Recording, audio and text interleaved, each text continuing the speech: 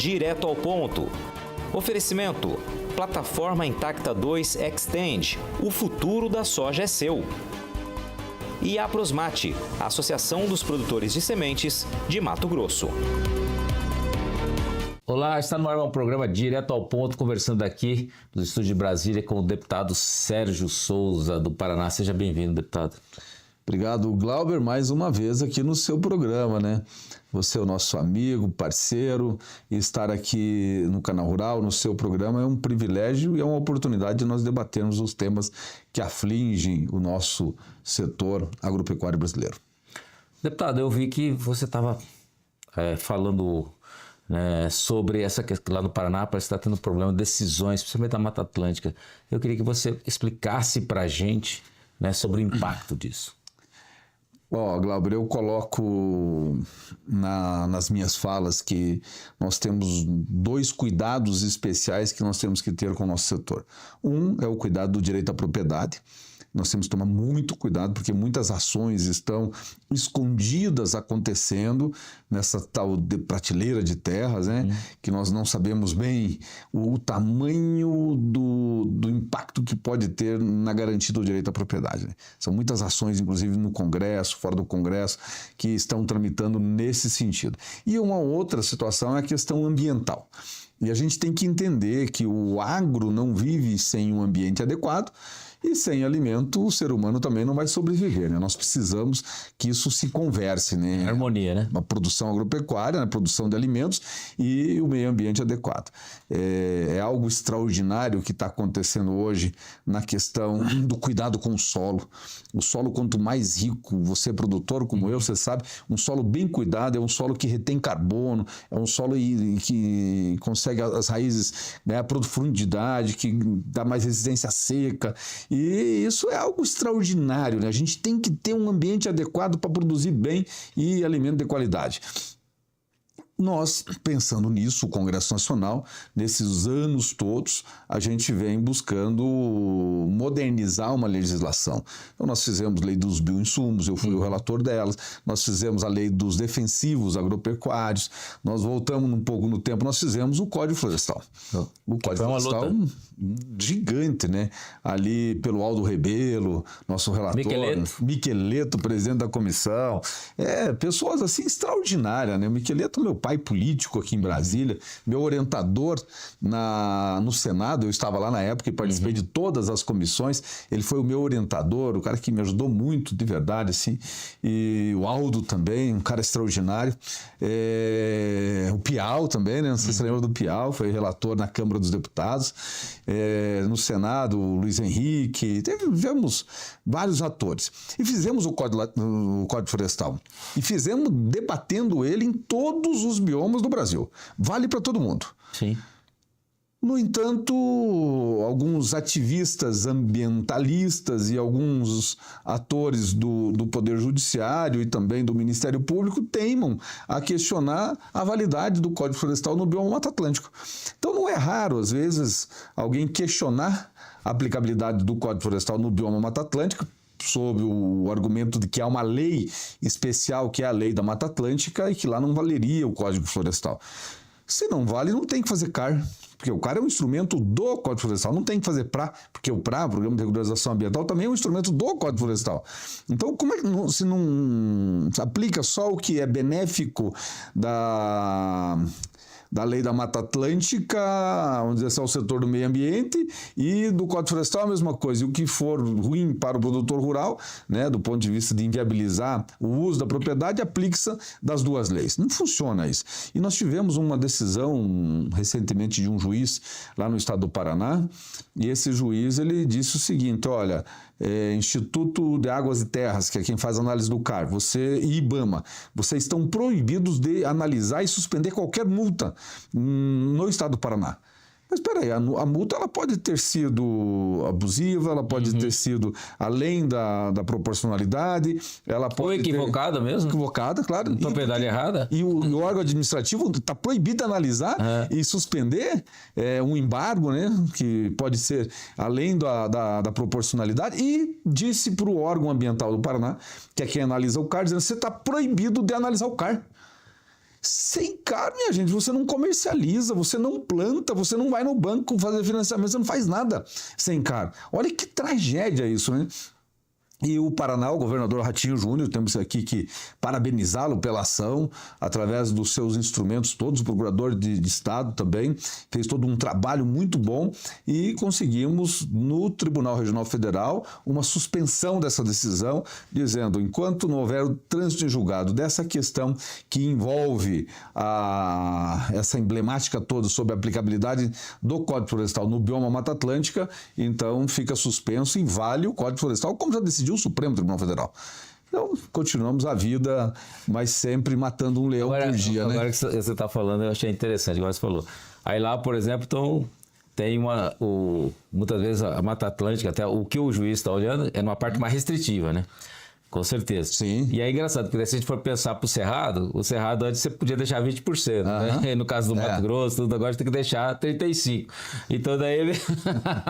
lá... vamos aplicar lá o código do Cerrado, então tem umas coisas absurdas, né? Mas, deputado, vamos falar um pouquinho agora sobre, eu acho que Plano Safra, que é importante também. Eu sei que a FPA tem feito várias reuniões, tem feito várias discussões. E eu queria que você me falasse como é que você está vendo essa questão do Plano Safra, porque o governo parece que botando o pé pelas mãos. Agora tem esse negócio do IOF, aí foi taxar agora a LCA, que 50% já do financiamento agrícola é da LCA. Imagina quem que vai para a LCA agora, se vai ser taxado, vai ter imposto mais alto. É uns absurdos, né? Bom, é muito bom a oportunidade de a gente falar um pouco sobre isso, né? O tamanho do PIB agropecuário no Brasil, ele deve estar em torno aí mais ou menos de uns 3 trilhões de reais. Talvez um pouco mais até, 3 trilhões. Nós precisamos de financiamento para mais ou menos 1,1 trilhão de reais. 1 trilhão e 100 bilhões de reais é o que precisa para financiar o agro. O restante é o produtor que se autofinancia, é do sistema, tal, tem outras regras. Vamos dizer assim, pelo menos 1/3 ele precisa de financiamento. E desses, veja só, desses 1,1 trilhão de reais, que é 1 trilhão e 100 bilhões, o governo colocou no último plano de safra 16 bi. Então o governo coloca algo que passa um pouco de 1%. Ou seja, muitas vezes chega lá, por exemplo, das linhas, o governo anuncia no plano safra aquele carnaval, né? E que fala lá que liberou 400 bilhões. Mas na verdade 400 bilhões são de dinheiros que giram, mas não é do governo. Não, é da iniciativa privada. Esse dinheiro... O que ele usa ou seja, esses 15 bilhões para equalizar... É importante deixar bem claro. Parte também, não é para tudo. Esses 16 bi que ele colocou da última vez equaliza parte, principalmente para o pequeno produtor. Então, vai colocar na agricultura familiar 100 bilhões para a agricultura familiar. Quanto que está a taxa Selic? Está 15%. Não chegou ainda, mas vai chegar agora, né? 15%. Mais spread bancário, vai chegar uns 19%. O governo falou, eu quero fazer taxa para o pequeno produtor, para o agricultor familiar, de 8%. Para 19, dá 11, né? Se eu vou pegar 100 bilhões para equalizar, eu preciso de 11 bilhões do governo para equalizar só para o agricultor familiar. Aí sobrou 5 bi. Esses 5 bi é para fazer armazenagem, PSA, também Pronamp, é para comprar máquina, é para tudo, né? Daí os juros é maior, já vai para 12%, 13%, aí você equaliza. Tanto que o custeio é pequeno e o resto é tudo juro livre, né? E aí, então, o governo tem mais ou menos, assim, Glauber, perto de uns 200 bi equalizado com esses 16 bi.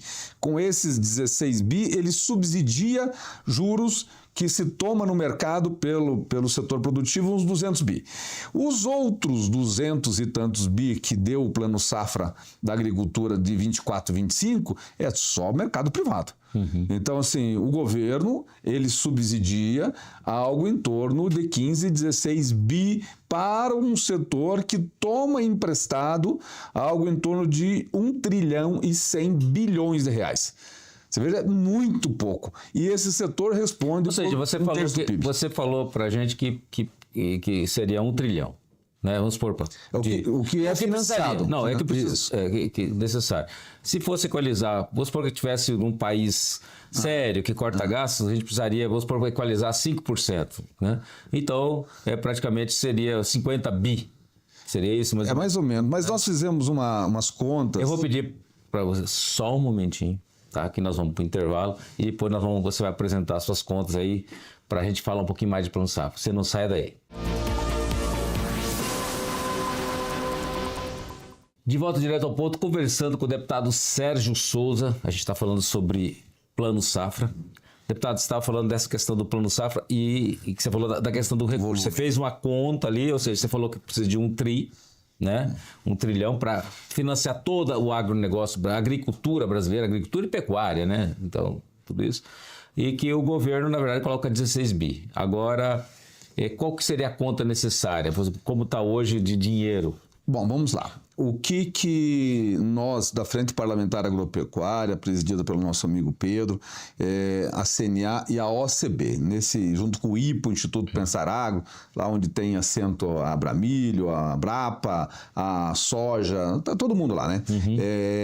Fizemos todas as contas e dizendo o seguinte, para ficar uma coisa razoável, para fazer enfrentamento a esses juros de Selic de 15%, nós precisamos pelo menos 25 bilhões de reais para alavancar algo em torno de uns 600 bilhões. Então, isso seria razoável para nós, para um plano safra maior. Mas não quer dizer que o governo vai colocar 600 bi. Quando a gente coloca o plano safra, o governo anunciou um plano safra de 450 bilhões. Não é dinheiro do governo. Dinheiro do governo é um percentualzinho disso, né?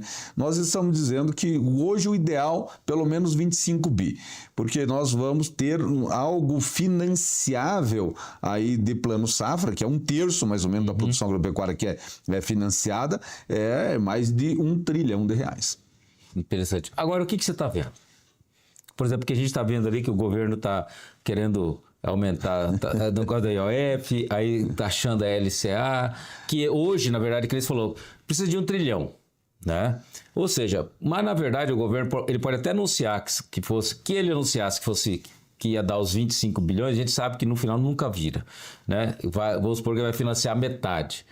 A gente sabe que a outra metade que financia são os LCAs, ou então a iniciativa privada, ou a própria indústria, né? Ou as trades que pegam o dinheiro lá fora. Mas o Fiagro. Como é que você está vendo isso aí? Olha, dá para fazer muita coisa, tá? A gente percebe, por exemplo, que o governo ele está descontrolado, ele não tem limites para o seu gasto. Eu diria assim que o governo ligou o modo eleição, ele está aceptando o seu eleitorado e falou assim, eu preciso dar atenção especial a esse eleitorado. Ao ponto de roubar os 6 bilhões do INSS, do bolso do aposentado, né? E agora o governo falou assim, não, eu vou devolver esses 6 bi, depois eu me acerto com quem roubou. É um absurdo, não sei como é que ele vai fazer isso. Juridicamente, orçamentariamente, o Congresso terá que participar de uma decisão dessa, né? Eu quero devolver o dinheiro, mas eu não tenho dinheiro para devolver. Então eu vou pegar e vou pôr a mão no bolso do contribuinte e vou pegar para devolver. O governo, nesse ano de 2024, ele arrecadou 320 bilhões a mais do que arrecadou em 23. E ainda assim não foi o suficiente, gerou déficit e teve necessidade de aumentar a carga tributária como está aí, né? E isso está caindo no bolso do produtor rural. Um pouco dessa conta ele quer colocar na conta do setor produtivo rural. E não tem como aumentar mais o custo de produção que está hoje. Porque hoje está lá, o cara está vendendo uma saca de soja pela metade do preço que ele vendia 3 anos atrás. Sim. Ele está vendendo uma saca de milho pela metade do preço que ele vendia há 3 anos atrás, lá em 2021. E os custos estão mais altos do que há 3 anos atrás. Muito mais altos. E como é que você vende? Então esse problema da inflação dos alimentos não é problema do produtor rural. O problema é o caminho, é a carga tributária que está aí dentro, é o aumento do combustível, aumento da carga de impostos. É esse caminho que encareceu o custo dos juros. né? Se você sair de um juro de Selic de 6, 7% para 15%, é 10% a mais em cima do custo de produção. Então, Glauber, assim, o que nós percebemos? A culpa da inflação dos alimentos é do governo pelas políticas que ele fez. E tudo que ele arrecada não é o suficiente, mesmo crescendo 13% em 2024 em relação a 2023, não é o suficiente para pagar o tamanho da despesa que ele está fazendo. Não tem solução. Se você gasta enormemente mais do que arrecada, vai ter problemas e não busca soluções, né? Você pega o governo do estado do Paraná, o governador Ratinho Júnior, por exemplo, ele pega dinheiro público, ele cria um fundo para o Fiagro, pega as cooperativas e vai alavancar bilhões de reais para financiar o setor produtivo a juros baratos. Lá em São Paulo, o governador Tarcísio não está fazendo diferente também. É algo extraordinário. O governo central, que tem o poder da máquina, da caneta, que tem o Ministério da Agricultura, que é uma política agropecuária brasileira, e o ministro Fávaro, que entende de agricultura, nós precisamos que ele olhe de fato e veja a importância que é, como disse o presidente Lula nessa reunião com a França recentemente, o tamanho da importância que é o agro brasileiro. Ele fala lá, mas depois chega aqui tem uma atitude diferente. É incrível isso, né? Não sei, não dá para entender, né? Mas a sua expectativa, deputado, então, para encerrar o assunto Plano Safra, você acha que vai vir os 25? Não, eu acho que não vem os 25. Eu acho que vai ser algo parecido com o que foi o ano passado, se não for menos. Porque o governo, além de não estar tirando, né? Mesmo tendo arrecadado 300 bi a mais, não é capaz de botar um pouquinho. Não tem, está colocando a mão no bolso agora do setor e vai tirar dinheiro do financiamento do crédito, porque quando ele taxar em 5% a LCA, que é a Lei de Crédito Agrícola, ele vai fazer com que o contribuinte busque outras fontes de investimentos mais rentáveis, que pode ser Tesouro Direto. Tesouro Direto pode vir a ser mais rentável do que uma LCA. E se for, o contribuinte não vai, o investidor, ele não vai pôr dinheiro para financiar a agropecuária e vai pôr o dinheiro para dar para o governo pagar os juros da dívida. Deputado, o último assunto aí, me fala, a questão do licenciamento ambiental. Saiu da Câmara, foi para o Senado, agora volta para a Câmara. Como é que você está vendo tudo isso? Essa lei que é importante, né? A gente sabe que é absurdo que é você hoje conseguir um licenciamento de uma atividade, para você fazer uma suinocultura, fazer um aviário, para você botar um pivô central, seja lá o que for. O Brasil fica... Na verdade, o custo é altíssimo. O Glauber, é bom a gente explicar um pouco para aqueles que estão nos assistindo que hoje a Câmara dos Deputados ela está limitada na análise do texto do licenciamento ambiental. O texto aprovado na Câmara, a relatoria do Neri Geller, e antes do Kim Kataguiri, mas o Neri que relatou quando foi para o Senado, ele saiu da Câmara deste tamanho. Ele chegou no Senado, o Senado fez algumas modificações e aumentou alguma coisa. Então o limite da Câmara agora no retorno é o texto que é aprovado na Câmara com as alterações do Senado. Não pode inovar em nada em relação a isso. Não pode fazer emenda mais. Não. Pode só... Ou aceita o que está do Senado, ou devolve o que saiu da Câmara, né? Não pode ser diferente disso. Agora tem 23 anos, né? E em 23 anos, se não está maduro o suficiente, é um absurdo, né? Eu vi que o governo está dizendo isso. Precisamos mais tempo, analisar, não sei o que. Não tem mais tempo. Já foi o tempo necessário. E outra, um país do tamanho do Brasil, com a biodiversidade do Brasil, não ter uma lei de licenciamento, nós ficarmos aqui reféns de legislação infralegal, como resoluções do CONAMA, nós estamos prontos, o parlamento estudou durante 23 anos e conversando e dialogando com o governo. E esta lei ela vai destravar uma série de investimentos. Você imagina a pessoa para abrir uma padaria, ficar numa fila 1 ano, 2 anos para ter um licenciamento ambiental. Tem casos que não precisa, você pode fazer depois uma vistoria por amostragem. Você tem aqui a regra é essa. Construiu a sua padaria, o seu estabelecimento comercial, chegou lá na frente, eu vou lá fiscalizar. Se você não estiver dentro da regra, eu fecho o seu estabelecimento até você adequar a ele. Claro. Essa é a regra. Burlou a legislação ambiental, tem que se adequar a ela. Agora, se você vai ficar 2 anos esperando alguém te dar o licenciamento, isso não serve só para o urbano, serve para o rural também. Eu quero fazer lá, por exemplo, um aviário.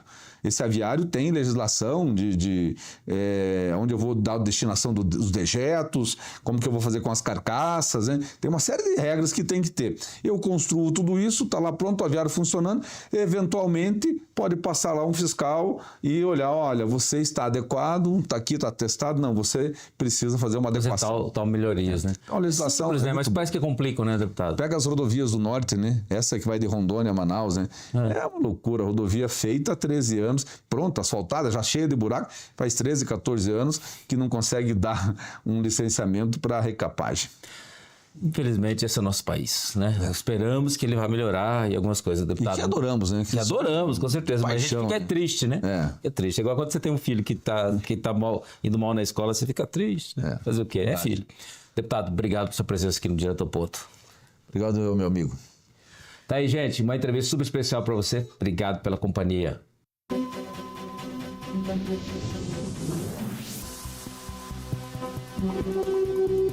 Direto ao ponto. Oferecimento: Plataforma Intacta 2 Extend. O futuro da soja é seu. E Aprosmate, Associação dos Produtores de Sementes de Mato Grosso.